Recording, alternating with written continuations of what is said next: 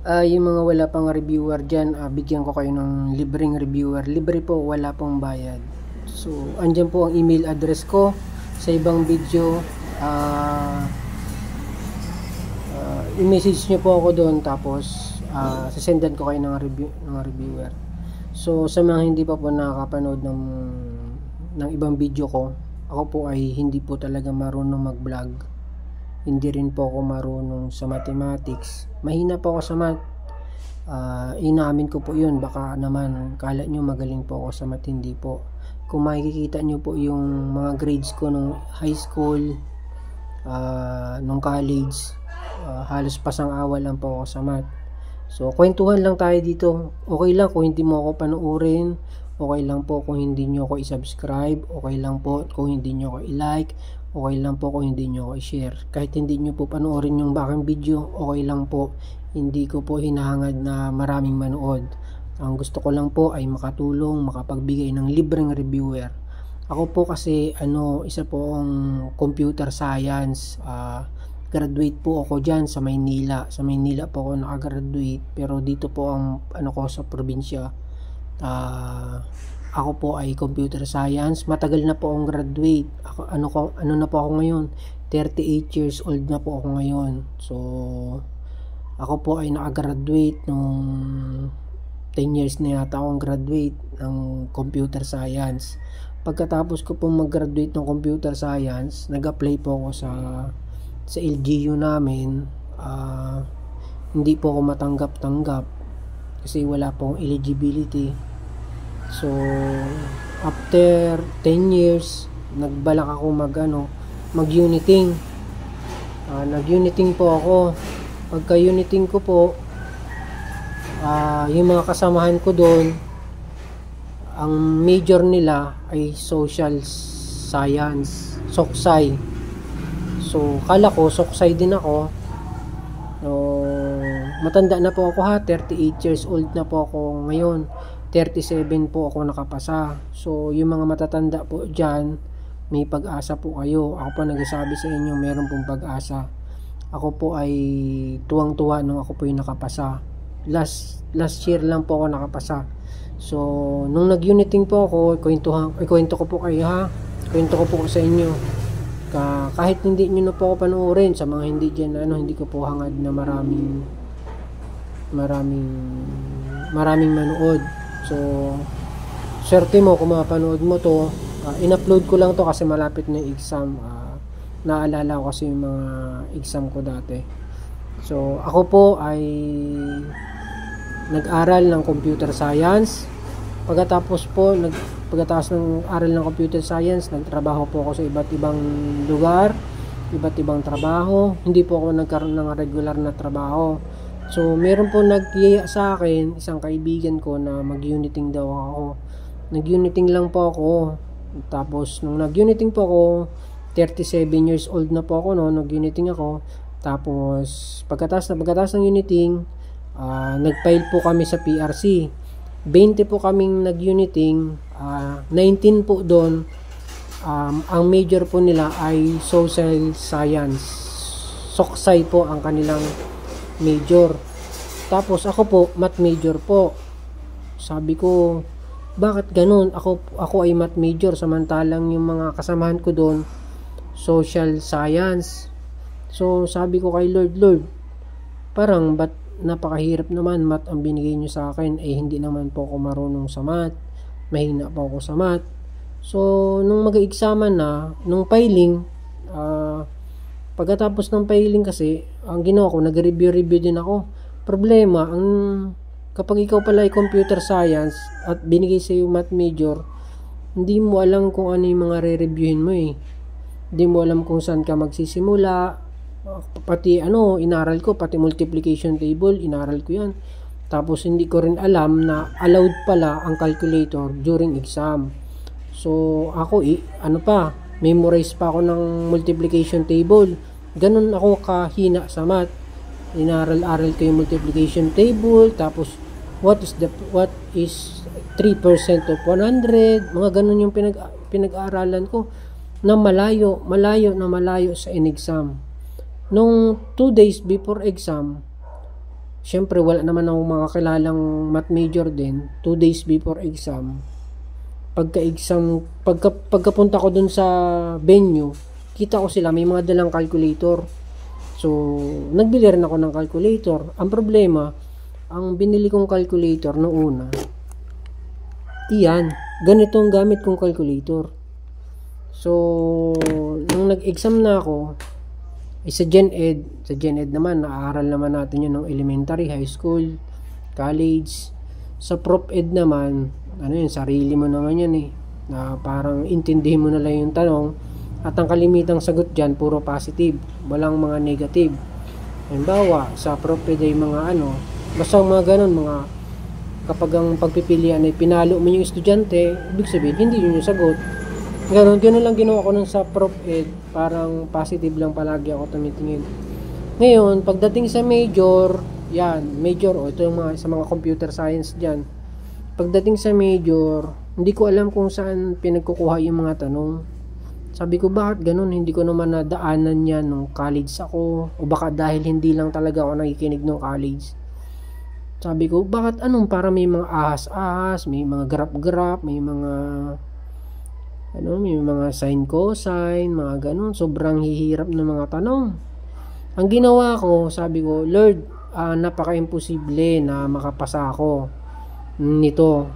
So, ang ginawa ko lang, pagkatapos ng exam, tinandaan ko halos yung math major. Tinandaan ko yung mga question, yung mga hindi ko man natandaan ng exactly yung tanong, at least natandaan ko yung mga topic ng exam. Halimbawa, find the slope, find the area of triangle, yan, natandaan ko yan.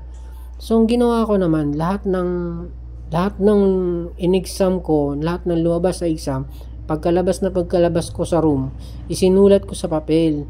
Lahat yon. Pagkatapos, nagtanong din ako sa mga kasamahan ko sa kabilang room na mga math major. Ano yung ganyan? Sinulat ko sa papel. Pinagsusulat ko lahat.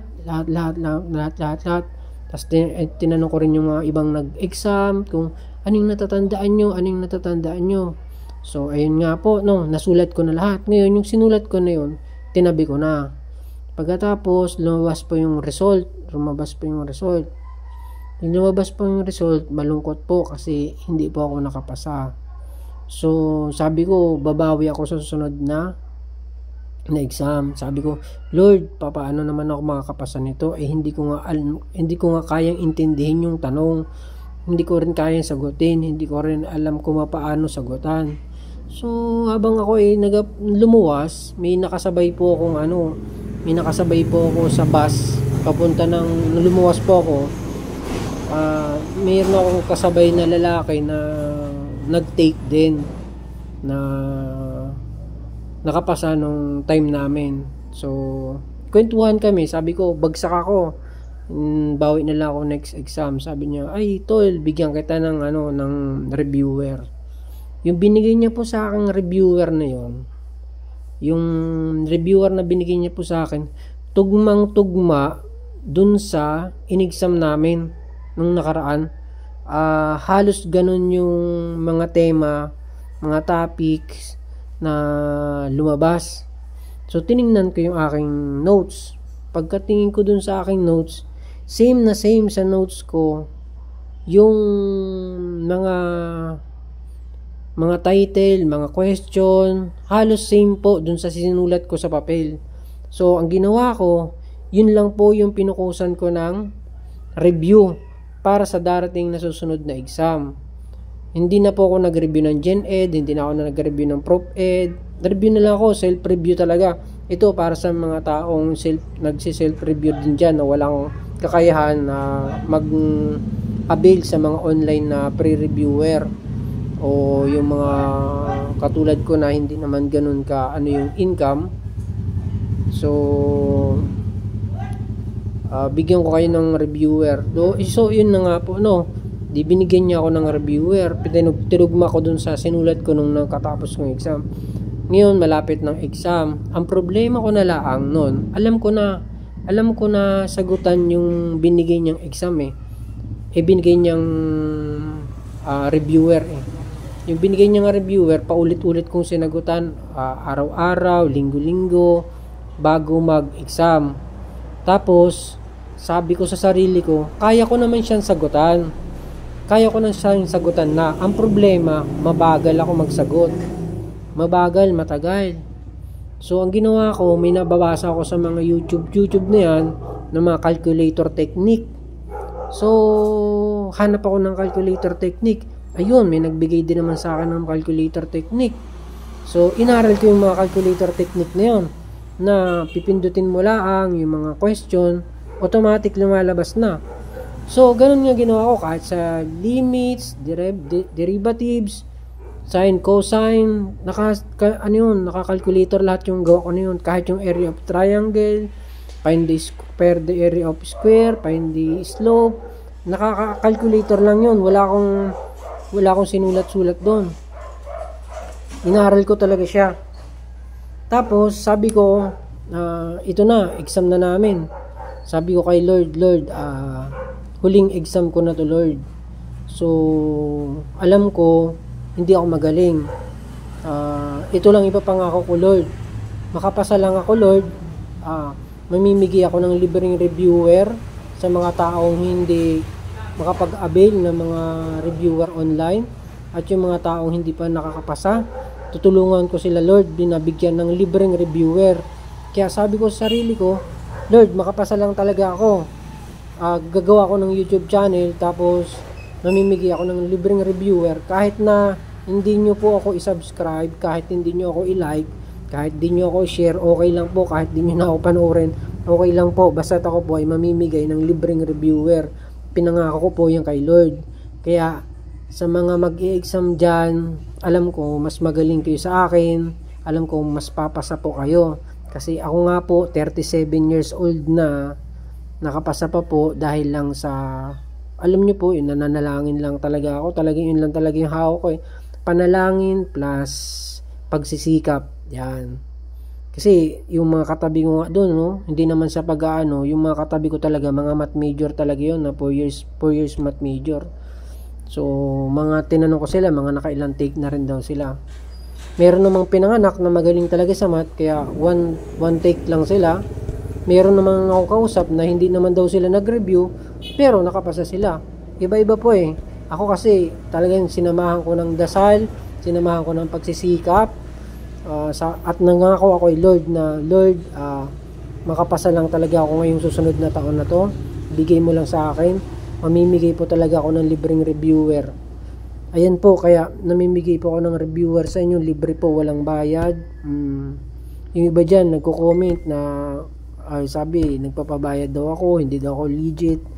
Hindi ko na lang nire-replyan yung ibang comment. Basta, yung mga gusto ng reviewer, bibigyan ko po kayo. So ayun na nga po, no, lumabas po yung result at napakatuwa ko, tuwang-tuwa po ako at kasama po ako sa pumasa. Alam niyo po sa amin 27 po kaming nag-exam, 2 lang po kami nakapasa na math major.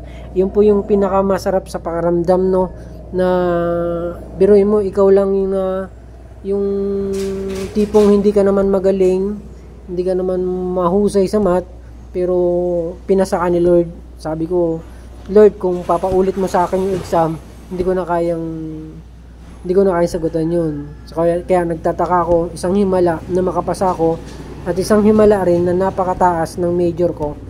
So, nandyan naman yung nandyan yung ratings ko.